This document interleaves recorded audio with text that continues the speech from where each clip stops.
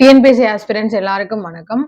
நம்ம KP square publication சார்பா இதுக்கு முன்னாடி வந்துட்டு நம்ம முதல் இந்திய சுதந்திர போர் பத்தி டிஸ்கஸ் பண்ணியிருந்தோம். அதுக்கு அடுத்தது வந்து நம்ம தமிழ்நாட்டுல நடந்த தொடக்க கால கிளர்ச்சிகள் அப்படின்ற ஒரு டாபிக் வந்து டிஸ்கஸ் பண்ணியிருந்தோம். அந்த டாபிக்ல நம்ம பூலித்தேவர் பத்தி டிஸ்கஸ் பண்ணி ஆல்ரெடி அந்த வீடியோவை நம்ம சேனல்ல அப்டேட் பண்ணியிருக்கோம். இது வரைக்கும் நம்ம சேனல்ல பார்க்காதவங்க இப்பதான் நீங்க ஃபர்ஸ்ட் டைம் பாக்குறீங்க அப்படின்னா ஃபர்ஸ்ட் எப்படி எக்ஸாமுக்கு படிக்கணும்ன்ற வீடியோவை பாத்துருங்க. அதுக்கு அடுத்தது இந்திய தேசிய இயக்கங்கள் அப்படின்ற ஒரு கான்செப்டுக்குள்ள முதல் இந்திய சுதந்திர போரை ஏன் அதோட இம்பார்ட்டன்ஸ் என்ன, அதையே ஃபர்ஸ்ட் நம்ம சேனல்ல அப்லோட் பண்ணியிருக்கோன்றத பாத்துருங்க. அதை பார்த்ததுக்கு அப்புறம் அதோட கண்டினியூஷனா தமிழ்நாட்டுல நடந்த தொடக்க கால கிளர்ச்சிகள் அப்படின்ற வீடியோ அப்லோட் பண்ணியிருக்கோம். அந்த வீடியோவை பார்த்துட்டு பூலித்தேவனோட பங்களிப்பு என்ன, தமிழ்நாட்டோட தேசிய இயக்கங்கள் தொடக்க கால கிளர்ச்சிகள்ல அவரோட பங்கு என்னன்றத பார்த்துட்டு அதுக்கப்புறமா வேலு நாச்சியாரை பத்தி பாருங்க. அப்பதான் உங்களுக்கு இந்த டாபிக் கம்ப்ளீட்டா புரியும். அதே மாதிரி இந்த வீடியோவை எந்த இடத்துலயும் ஸ்கிப் பண்ணாம பாருங்க. அதுல உங்களுக்கு பெனிஃபிட் என்னன்னா, நம்ம கிளாஸ் மட்டுமே எடுக்க போறது இல்ல, வெறும் எக்ஸ்பிளனேஷன் மட்டுமே சொல்ல போறது கிடையாது. அது கூட எப்படி ஒரு கான்செப்டை நம்ம படிக்கணும், அதை எப்படி அண்டர்ஸ்டாண்ட் பண்ணிக்கணும், அதுல இருந்து எப்படி எம்சிக்யூ கொஸ்டினை ஃபார்ம் பண்ணி படிக்கணும், அதை எப்படி ஞாபகம் வச்சுக்கணும் அப்படின்ற சேர்த்து அந்த டிப்ஸையும் நான் இந்த வீடியோல சொல்ல போறேன். அதனால ஸ்கிப் பண்ணாம பாருங்க. வாங்க வீடியோக்குள்ள போலாம். இப்போ வேலு நாச்சியார் பத்தி பார்க்க போறோம். வேலு நாச்சியார் 1730 டு 1796. முதல்ல நம்ம டாபிக்லயே நமக்கான கொஸ்டின் இருக்கு. என்னன்னா, வேலு நாச்சியார் எந்த காலத்தை சேர்ந்தவர் அப்படின்னு கேட்டு ஏதாவது ஒரு ஆப்ஷன் கொடுக்கலாம்.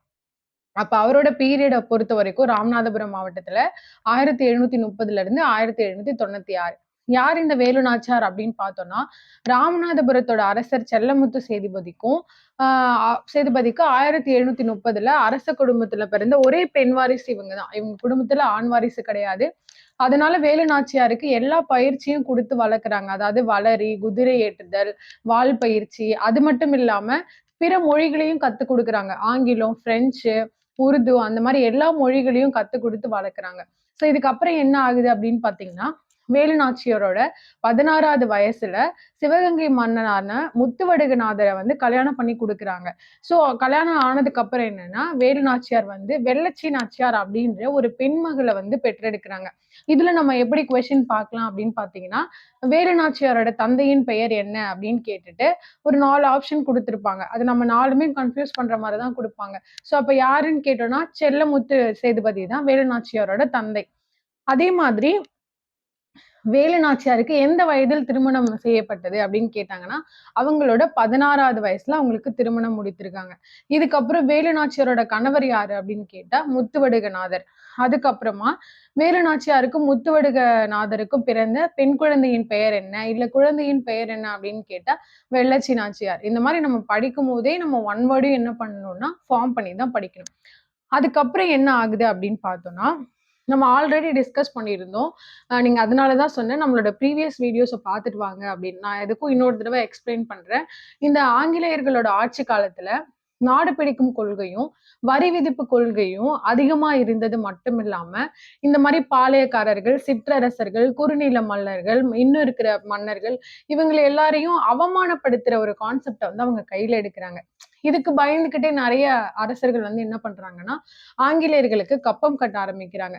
சோ இதெல்லாம் வந்துதான் என்ன பண்ணுது அப்படின்னா, தமிழகத்துல நடந்த தொடக்க கால கிளர்ச்சிகளுக்கு ஒரு மிகப்பெரிய காரணமாவும் அமையுது. சோ இதுக்கு முன்னாடி பூலித்தேவர் அந்த மாதிரி பண்றாங்க. அவர் அவங்களோட கட்டுப்பாட்டுக்குள்ள கொண்டு வர முயற்சி பண்றாங்க. அவர் அவங்க கட்டுப்பாட்டுக்குள்ள போல. அதனால ஒரு பெரிய போரே நடக்குது. அந்த போர்ல முதல்ல பூலித்தேவர் தோற்கடிக்கப்படுறாரு. அதுக்கப்புறம் மீண்டும் அவர் அரியணை ஏறுறாரு. திருப்பி அவர் தோற்கடிக்கப்பட்டு நாடு இழந்த நிலையில இறந்து போறாரு. சோ அந்த கண்டினியூஷன்ல இதுக்கு அடுத்ததா யார் வராங்க அப்படின்னு பார்த்தா வேலு நாச்சியார்.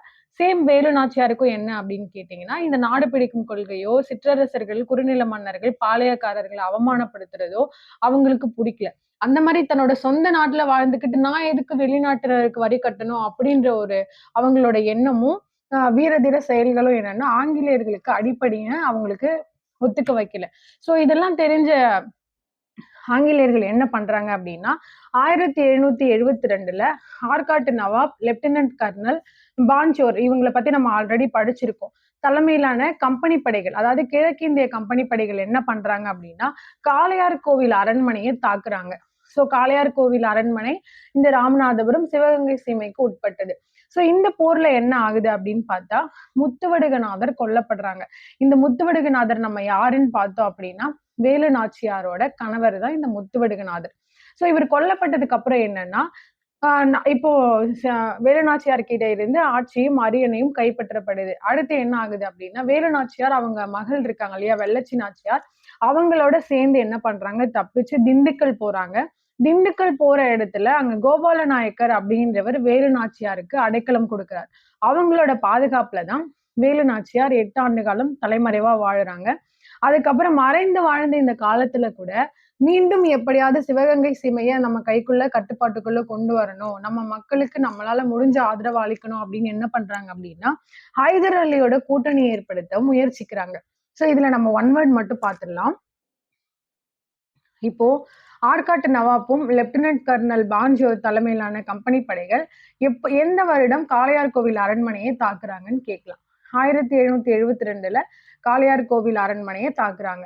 சோ இந்த போர்ல வந்து யார் கொல்லப்படுறாங்க அப்படின்னு கேட்டா முத்துவடுகநாதர் கொல்லப்பட்டுறாரு.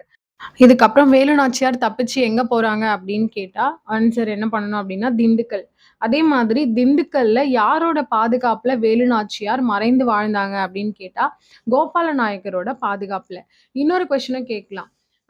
சிவகங்கை சீமையிலிருந்து தப்பிச் சென்ற வேலு நாச்சியார் யாருடைய பாதுகாப்பில் எத்தனை ஆண்டு காலம் தங்கி வாழுறாங்க அப்படின்னு கேட்டா முத்துவடுகநாதரோட மனைவியான வேலு நாச்சியார் கோபால நாயக்கரோட பாதுகாப்புல 8 ஆண்டுகள் வந்து மறைந்து வாழுறாங்க அப்படின்னு நீங்க ஞாபகம் வச்சுக்கணும்.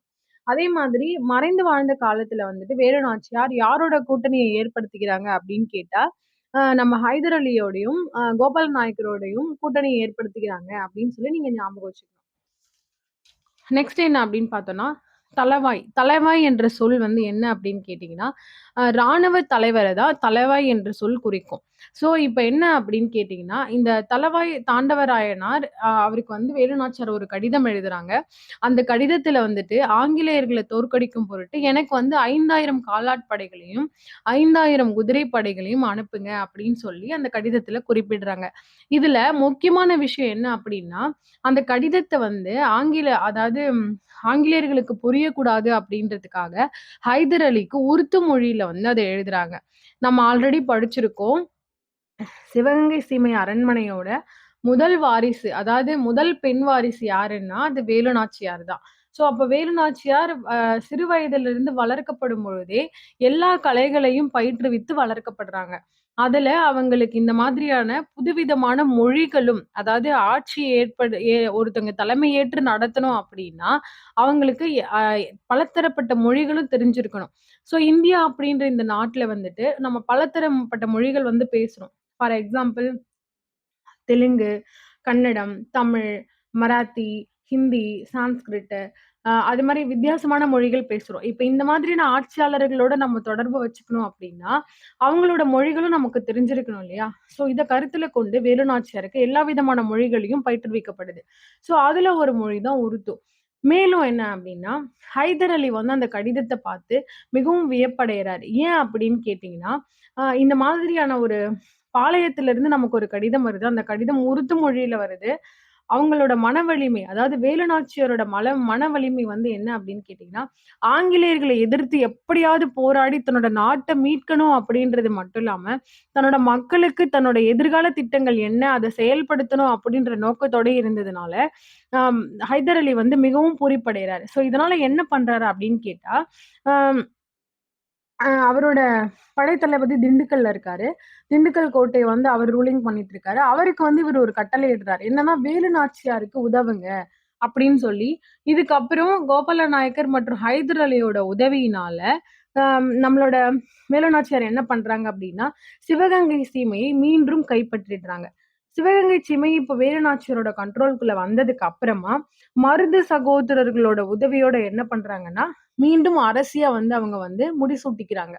சோ பிரிட்டிஷ் காலனி ஆதிக்கத்துக்கு எதிர்த்து முதல் பெண் ஆட்சியாளர் அல்லது அரசி என்ற பெருமை யாரை சாரும் அப்படின்னு கேட்டீங்கன்னா, வேலு நாச்சியாரை மட்டும் தான் சாரும். இந்த இடத்துல முக்கியமா நம்ம தெரிஞ்சுக்க வேண்டிய விஷயம் என்ன அப்படின்னு கேட்டீங்கன்னா, நம்மளோட வரலாற்று புத்தகத்துல ஆங்கிலேயர்களுக்கு எதிரான முதல் இந்திய சுதந்திர போரா நம்ம எத பார்க்கிறோம் அப்படின்னா, 1857ஆம் வருடத்திய சிப்பாய் கழகத்த தான் நம்ம வரலாற்றுல இதுவரைக்கும் படிச்சுட்டு இருக்கோம். இந்த வீடியோவையும் நம்ம என்ன பண்ணியிருக்கோம் அப்படின்னா, நம்மளோட சேனல்ல அப்லோட் பண்ணியிருக்கோம். பார்க்காதவங்க போய் பார்த்துட்டு வாங்க. இது நான் எதுக்காக இந்த இடத்துல நான் நோட்டிஃபை பண்றேன் அப்படின்னு கேட்டீங்கன்னா, நம்மளோட கொஸ்டின் என்ன? ஆங்கிலேயர்களுக்கு எதிரான முதல் இந்திய சுதந்திர போர்.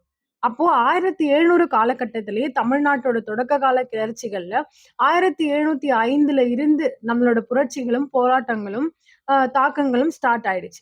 அப்ப முதல்ல யார் ஆங்கிலேயர்களை எதிர்க்கிறாங்க அப்படின்னு கேட்டீங்கன்னா, நம்மளோட நெற்கட்டும் செவலை வந்து ஆட்சி புரிஞ்சுட்டு இருந்த பூலித்தேவர் தான். சோ பூலித்தேவருக்கு அப்புறம் யாரு அப்படின்னு கேட்டோம்னா, நம்மளோட வேலு நாச்சியார் தான். இதுக்கப்புறம் மருது சகோதரர்கள், தீரன் சின்னமலை, வீரபாண்டிய கட்டபொம்மன், இந்த மாதிரி லைனா ஒவ்வொரு பாளையத்தை ஆட்சி புரிஞ்சுட்டு இருந்ததும் பாளையக்காரர்கள் தான். சோ அப்படி பார்க்கும்போது முதல் இந்திய சுதந்திர போரா நம்ம எதைதான் வரலாற்றுல எடுத்துக்கணும் அப்படின்னா, நம்மளோட தமிழ்நாட்டு காலத்தோட தொடக்க கால கிளர்ச்சிகள் தான். ஆனா, நம்மளோட வரலாற்று புத்தகத்துல அப்படி ஐடென்டிஃபை பண்ணல. இது சம்பந்தமான நெறைய கோரிக்கைகளும், நெறைய அ கோரிக்கைகள் மற்றும் நெறைய ரெக்வெஸ்ட்டும் நம்ம என்ன பண்ணியிருக்கோம்னா, மத்திய அரசாங்கத்திடம் வைத்திருக்கோம். விரைவில இது மாற்றப்படலாம். இத நீங்க ஞாபகம் வச்சுக்கோங்க. இப்போ நம்ம இந்த பேஜோட 1 மார்க்க மட்டும் பார்த்துடலாம். சோ இதுல என்ன அப்படின்னு கேட்டா, தளவாய் என்ற சொல் எதை குறிக்கும் அப்படின்னு கேட்டா, ராணுவ தலைவரை குறிக்கும். அதே மாரி வீரமங்கை வேலு நாச்சியார் தன் படை சம்பந்தமாக யாருக்கு தன்னுடைய கடிதத்தை எழுதுறாங்க, யாரிடம் ஆதரவு கேட்குறாங்க அப்படின்னு கேட்டா, தளவாய் தாண்டவராயனாருக்கு தான் எழுதுறாங்க. சோ அதே மாரி அம் வேலு நாச்சியார் ஹைதர் அலிக்கு எழுதிய கடிதம் எந்த மொழியில் இருந்தது அப்படின்னு கேட்டா, உருது மொழியில இருக்கு. சோ ஏன் அவங்க உருது மொழியில எழுதுறாங்க அப்படின்னு கேட்டா, கிழக்கிந்திய கம்பெனி அப்படின்னு சொன்னாலே ஆங்கிலேயர்கள் தான். அவங்களுக்கு தெரிந்த மொழி ஆங்கிலம், பிரெஞ்சு. சோ இந்த மொழிகள தாண்டி எழுதினாதான் அவங்களோட ரகசிய காப்பு குறியீடுலாம் வந்து ஆங்கிலேயர்களுக்கு தெரியாது அப்படின்ற காரணத்துக்காக தான் வேலு நாச்சியார் உருது மொழியில அந்த கடிதத்தை எழுதுறாங்க. இதுக்கப்புறம் வேலு நாச்சியாருக்கு உதவ சொல்லி ஹைதர் அலி யாருக்கு கட்டளை இடுகிறார் அப்படின்னு கேட்டா, சையத் அப்படின்றவருக்கு கட்டளை இடுறார். இந்த சையத் அப்படின்றவர் எந்த இடத்த ரூலிங் பண்ணிட்டு இருக்காரு? திண்டுக்கல் கோட்டையை ரூலிங் பண்ணிட்டு இருக்காரு. அதே மாதிரி சையத் என்பவர் யார் அப்படின்னு கேட்டா, ஹைதர் அலியோட படைத்தளபதி. சோ இத நீங்க வந்து என்ன பண்ணணும் அப்படின்னா ஞாபகம் வச்சுக்கணும். அடுத்து நம்ம முக்கியமான கம்பேரிசனுக்கு வரப்போறோம். அதாவது கோபால நாயக்கர் மற்றும் ஹைதர் அலியின் உதவியோடு சிவகங்கை சீமையை வேலு நாச்சியார் கைப்பற்றுகிறார். கொஸ்டின்: வேலு நாச்சியார் யாருடைய உதவியோடு சிவகங்கை சீமையை கைப்பற்றுகிறார் அப்படின்னு கேட்டா, ஹைதர் அலி மற்றும் கோபால் நாயக்கர். நல்லா ஞாபகம் வச்சுக்கோங்க. அடுத்த கொஸ்டின்: சிவகங்கை சீமையை கைப்பற்றிய வேலு நாச்சியார் யாருடைய உதவியோடு அரசியாக முடிசூடிக் கொள்கிறார் அப்படின்னு கேட்டா, மருது சகோதரர்கள்.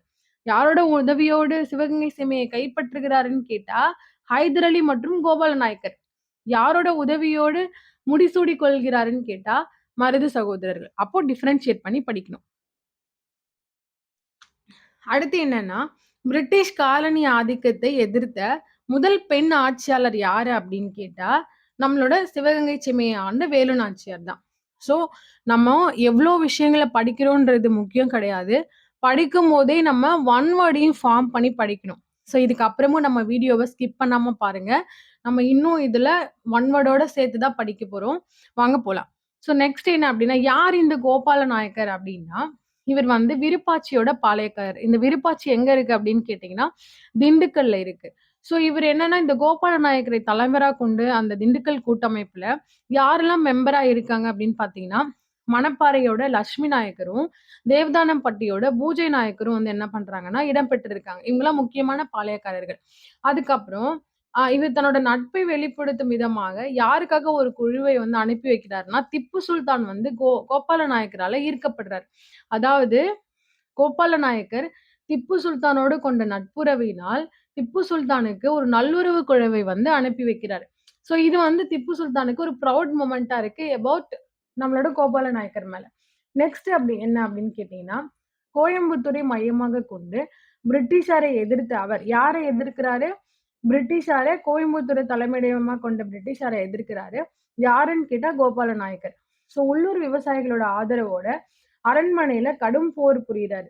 நெக்ஸ்ட் என்ன அப்படின்னா, 1801ல பிரிட்டிஷ் படைகளால வந்து கோபால நாயக்கர் தோற்கடிக்கப்படுகிறார்.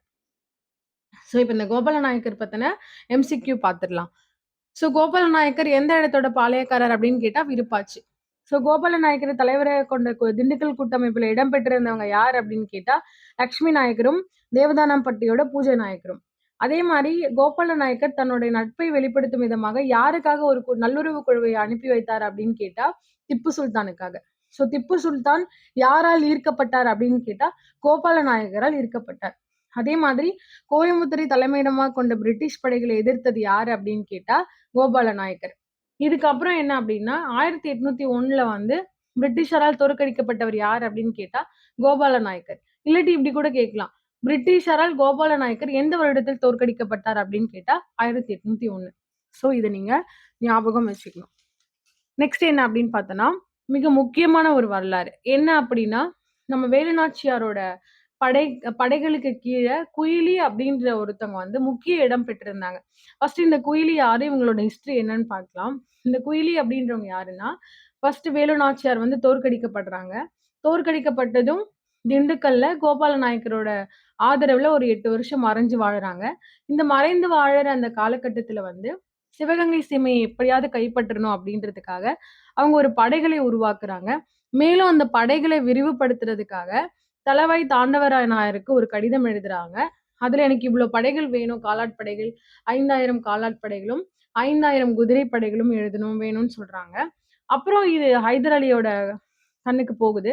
ஹைதர் அலிக்கு போனதுக்கு அப்புறமா வேலுநாச்சியாரோட மன உறுதியை பார்த்துட்டு அவரும் என்ன பண்றாரு அப்படின்னா அவரோட படை தளபதியான சையத் அப்படின்றவருக்கு வேலுநாச்சியாருக்கு உதவும்படி கட்டளையிடுறாங்க.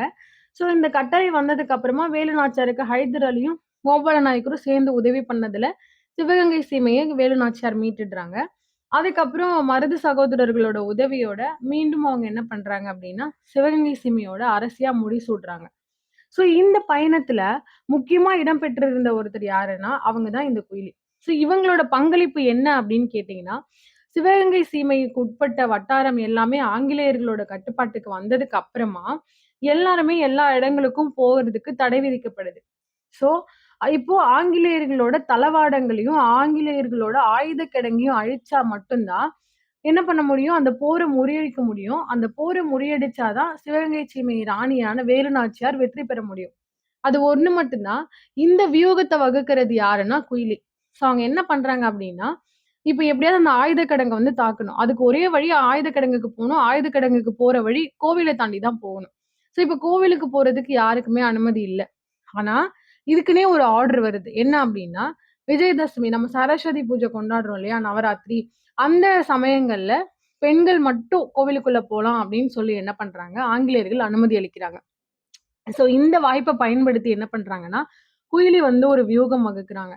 அது என்ன அப்படின்னா அவங்க உடம்புல வந்துட்டு இந்த நெருப்பு பற்ற வைக்கக்கூடிய அந்த எண்ணெயை வந்து தடவிக்கிட்டு ஆயுத கிடங்க அழிக்கிறது அதான் பிளான். இப்ப என்ன பண்றாங்க குயிலி வந்து கோவில் வழியா ஆங்கிலேயர்களோட அந்த ஆயுத கிடங்க வந்து ரீச் பண்ணிடுறாங்க. அங்க போனதுக்கு அப்புறம் என்ன பண்றாங்கன்னா தன்னோட உயிரையே ஒரு துச்சமா பொருட்படுத்தாம தன் மேல வந்து என்ன பண்றாங்க நெருப்பை பத்த வச்சுக்கிட்டு அந்த ஆயுத கிடங்கு வந்து டெமாலிஷ் பண்றாங்க. நல்லா நோட் பண்ணிக்கோங்க. இது ஏன் ஹிஸ்டாரிக்கலா இருக்கு, இந்த அளவுக்கு இம்பார்ட்டன்ட்டா இருக்கு அப்படின்னா ஒரு அரசாங்கத்தையோ ஒரு ராஜ்யத்தையோ அல்லது மிகப்பெரிய ஒரு நாட்டையோ அழிக்கக்கூடிய வல்லமை யார்கிட்ட இருக்கு அப்படின்னா படைத்தளபதி கிட்டயோ இல்ல ராணுவ அமைப்பினர்கிட்டயோ இல்ல காலாட்படைக்கிட்டயோ தரைப்படைக்கிட்டயோ இருக்கான்னு கேட்டா இல்ல. வியூகம் மட்டும்தான் அவங்களால வகுக்க முடியும். அந்த போரை முறியடிக்க மிகப்பெரிய காரணமா இருக்கிறது எதுன்னு கேட்டீங்கன்னா ஆயுதங்களும் வெடிபொருட்களும் தான். அத சரியான முறையில படைத்தளபதிகளும் ராணுவ அமைப்பினரும் காலாட்படையும் தரைப்படையும் பயன்படுத்திக்கிட்டா மட்டும்தான் அந்த போர்ல வெற்றி பெற முடியும். சோ அப்ப அதையே அழிச்சுட்டா நம்மளால ஈஸியா வந்து என்ன பண்ண முடியும், சிவகங்கை சீமையை கைப்பற்றிட முடியும் அப்படின்ற ஒரு போர் வியூகத்தை வகுக்கிறது யாருன்னா குயிலி. சோ இது அவங்க பண்ணதுனால என்ன ஆகுதுன்னா ஆங்கிலேயர்களுடைய மிக பெரிய முயற்சி வந்து தகர்க்கப்படுது. சோ இந்த போர்ல என்ன சிவகங்கை சீமையோட ராணி வேலுநாச்சியார் வெற்றி பெறதுக்கு திருப்புமுனையா அமைந்த ஒரு காரணம் தான் ஆயுத கிடங்கு அழிக்கிறது. சோ இந்த சம்பவம் எப்ப நடத்தப்படுது அப்படின்னு கேட்டீங்கன்னா 1780. சோ இவங்க யார் அப்படின்னு கேட்டீங்கன்னா வேலுநாச்சியாரோட நம்பிக்கைக்குரிய தோழியாக திகழ்ந்தவங்க தான் இந்த குயிலி. இவங்க உடையாள் அப்படின்ற ஒரு பெண்கள் படைப்பிரிவை அமைப்ப தலைமையேற்று நடத்துறாங்க. சோ இந்த உடையாள் என்பது அப்படி யாரு அப்படின்னு கேட்டீங்கன்னா குயிலி பற்றி என்ன பண்றாங்க, ஆங்கிலேயர்கள் வந்து தீவிரமா விசாரிக்கிறாங்க. ஏன்னா குயிலியோட இம்பார்ட்டன்ஸ் அதிகமா இருந்ததுன்னா நம்ம தோற்று போயிடுவோமோ அப்படின்ற ஒரு பயம் அவங்களுக்கு வருது. ஸோ அவங்கள பத்தி விசாரிக்க ஆரம்பிக்கிறாங்க. யாருமே அவங்கள பத்தி எந்த விஷயங்களையும் சொல்ல மறுக்கும்போது, அதுல ஒரு ஆள் தான் இந்த உடையாள். இந்த உடையாள் அப்படின்றவங்க யாருன்னு கேட்டீங்கன்னா, மேய்த்தல் தொழில் புரிந்த ஒரு பெண். அவங்க குயிலி பத்தி எல்லாத்தையும் சொல்ல மறுக்கிறதுனால, ஆங்கிலேயர்களால மிக கொடூரமான முறையில என்ன பண்றாங்கன்னா, கொல்லப்படுறாங்க. ஸோ இதுக்கப்புறம் என்னன்னா, நான் ஆல்ரெடி உங்களுக்கு எக்ஸ்பிளைன் பண்ணதுதான். குயிலி தனக்கு தானே நெருப்பு வைத்துக் கொண்டு 1780ல என்ன பண்றாங்க, ஆங்கிலேயர்களோட ஆயுத கிடங்கை அனைத்தையும் என்ன பண்றாங்க, தளவாடங்கள் அனைத்தையும் அழிச்சிடுறாங்க. ஸோ இப்போ என்ன நடக்குது? இந்த குயிலி அப்படின்றவங்க யாரு? வேலு நாச்சியாரோட நெருங்கிய தோழி. குயிலி எந்த பிரிவை வந்து படையெடுத்து நடத்தினாங்க அப்படின்னு கேட்டீங்கன்னா, உடையாள். இந்த உடையாள் என்ற பெயர் யாரோடது அப்படின்னு கேட்டா, மேய்த்தல் தொழில் புரிந்த ஒரு பெண். ஸோ இத நீங்க ஞாபகம் வச்சுக்கணும். அதே மாரி குயிலி எந்த வருடத்துல வந்து ஆங்கிலேயர்களோட ஆயுத தளவாடங்கள அழிக்கிறாங்க அப்படின்னு கேட்டா, 1780. இத நீங்க மறக்கக்கூடாது. நெக்ஸ்ட் என்ன அப்படின்னு கேட்டீங்கன்னா, சின்ன மருது நாச்சியாரின் ஆலோசகராகவும், பெரிய மருது படைத்தளபதியாகவும் நியமிக்கப்படுறாங்க. இது எங்க அப்படின்னு கேட்டீங்கன்னா, வேலு நாச்சியார் வெற்றி அடைந்ததுக்கு அப்புறமா, சின்ன மருது வேலு நாச்சியாரோட ஆலோசகராகவும், பெரிய மருது படைத்தளபதியாகவும் நியமிக்கப்படுறாங்க. 1783ல ஆங்கிலேயர்கள் சிவகங்கைக்கு மீண்டும் படையெடுத்து வராங்க. அந்த படையெடுப்புல மருதுபாண்டியர் வந்து என்ன பண்றாங்க, அவங்களோட நடவடிக்கைகளால, வியூகங்களாலயும் சிவகங்கையோட பாதுகாப்பை உறுதி செய்றாங்க. இதுக்கப்புறமா என்ன ஆகுது அப்படின்னு பார்த்தீங்கன்னா, 1790ல வந்து அம் இருவருக்கும் மனம் முடித்து வைக்கப்படுது. அதாவது மருது சகோதரர்களுக்கு. இதுக்கப்புறம் வெள்ளச்சி நாச்சியார் வந்து சந்தேகத்திற்கு இடமான முறையில வந்து இறந்து போறாங்க. அதுக்கப்புறம் 6 வருடங்கள் கழித்து வேலு நாச்சியார் வந்து இறந்து போறாங்க. இந்த வெள்ளச்சி நாச்சியார் யாரு அப்படின்னு கேட்டா, வேலு நாச்சியாரோட மகள். ஸோ இத நீங்க மறந்துறக்கூடாது. இப்ப இந்த இடத்துல ஆம் சின்ன மருது வேலு நாச்சியாரின் எந்த ஆலோசகராக நியமிக்கப்பட்டார் அப்படின்னு எந்த பதவியில் நியமிக்கப்பட்டார் அப்படின்னு சொன்னா, ஆலோசகரா நியமிக்கப்படுறாரு. அதே மாரி பெரிய மருது வேலு நாச்சியாரோட எந்த பிரிவுக்கு தளபதியா நியமிக்கப்பட்டார் அப்படின்னு கேட்டா, படைத்தளபதியா நியமிக்கப்பட்டார் அப்படின்றத ஞாபகம் வச்சுக்கணும். அதுக்கப்புறம் மீண்டும் ஆங்கிலேயர்கள் எப்பொழுது சிவகங்கை சீமையின் மீது படையெடுத்து வந்தனர் அப்படின்னு கேட்டா, 1783. அதே மாதிரி வெள்ளச்சி நாச்சியார் எப்பொழுது இறந்து போனார் அப்படின்னு கேட்டா, 1790. இதுக்கப்புறம் வேலு நாச்சியார் எப்போது இறந்து போனாங்க அப்படின்னு கேட்டா, 1796. ஸோ இதுவரைக்கும் என்ன அப்படின்னா, வேலு நாச்சியார் யாரு? அவங்க எப்ப பிறக்குறாங்க? அவங்க யாருக்கு மகளா பிறக்குறாங்க? யாருக்கு திருமணம் பண்ணி வைக்கப்படுறாங்க? எப்ப ஆங்கிலேயர்கள் படையெடுத்து வராங்க? தோற்கடிக்கப்பட்டதும் அவங்க நாடு இழந்த நிலையில எப்படி யாரோட உதவியோட அவங்க மீண்டும் சிவகங்கை சீமைய பிடிக்கிறாங்க? சிவகங்கை சீமைய பிடிச்சதுக்கு அப்புறமா எப்படி ஒரு வலுவான அரசாங்கத்த ஏற்று நடத்துறாங்க? அதுக்கப்புறம் அவங்க எப்படி இறந்து போறாங்க? அப்படின்றத இந்த தமிழகத்தின் தொடக்க கால கிளர்ச்சிகள் அப்படின்ற ஒரு டாபிக்ல வேலு நாச்சியார் அப்படின்றத நம்ம இந்த வீடியோல டிஸ்கஸ் பண்ணி முடிச்சிருக்கோம். ஸோ இந்த வீடியோவ கன்டினியூஸா பார்த்துட்டு இருக்கவங்களுக்கு ஒரு ரெக்வெஸ்ட் என்ன அப்படின்னா, நீங்க எந்த வீடியோ நம்ம சேனல்ல பார்த்தாலும் ஸ்கிப் பண்ணாம பாருங்க. ஏன்னா நம்ம எம்சிக்யூ எப்படி ஃபார்ம் பண்ணுவாங்கன்றது சேர்த்து நடத்திட்டு இருக்கோம். அதே மாதிரி உங்களோட மேலான கருத்துக்களையும், உங்களோட மேலான அறிவுறுத்தல்களையும் நம்மளோட கமெண்ட் பாக்ஸ்ல சொல்லுங்க. நாங்க கண்டிப்பா அத உங்களுக்கு சார்ட் அவுட் பண்றோம். இன்னொரு முக்கியமான விஷயம், நெறைய பேர் வந்து நம்ம சேனல சப்ஸ்கிரைப் பண்ணாம பார்க்குறீங்க. ஸோ நம்ம சேனல சப்ஸ்கிரைப் பண்ணுங்க. உங்களோட ஃப்ரெண்ட்ஸ் யாராவது ஆஸ்பிரன்ட்டா இருக்காங்க அப்டின்னா, அவங்களுக்கும் நம்ம சேனல ரெக்கமெண்ட் பண்ணுங்க. கட்டாயம் அடுத்து வரக்கூடிய தேர்வுல நீங்க வெற்றி பெறணும். அதுதான் எங்க கேபி ஸ்கொயர் பப்ளிகேஷனோட மிகப்பெரிய நம்பிக்கை. உங்களோட வெற்றியிலயும் எங்களோட பங்கு கண்டிப்பா இருக்கும். தொடர்ந்து நம்ம சேனல வாட்ச் பண்ணுங்க. நம்ம சேனலோட அப்டேட்ஸ் வேணும் அப்டின்னா, நம்ம சேனல சப்ஸ்கிரைப் பண்ணிட்டு பெல் பட்டன கிளிக் பண்ணிக்கோங்க. தொடர்ந்து நம்ம சேனல வாட்ச் பண்ணுங்க. அதே மாரி உங்களுக்கு இன்னொரு குட் நியூஸ் இருக்கு. நம்ம கேபி ஸ்கொயர் பப்ளிகேஷன் சார்பா நம்ம ஃப்ரீ கிளாஸஸ் லான்ச் பண்ண போறோம். ஸோ அப்டேட்ஸ்க்காக கண்டிப்பா நம்ம சேனல வாட்ச் பண்ணுங்க. நன்றி, வணக்கம்.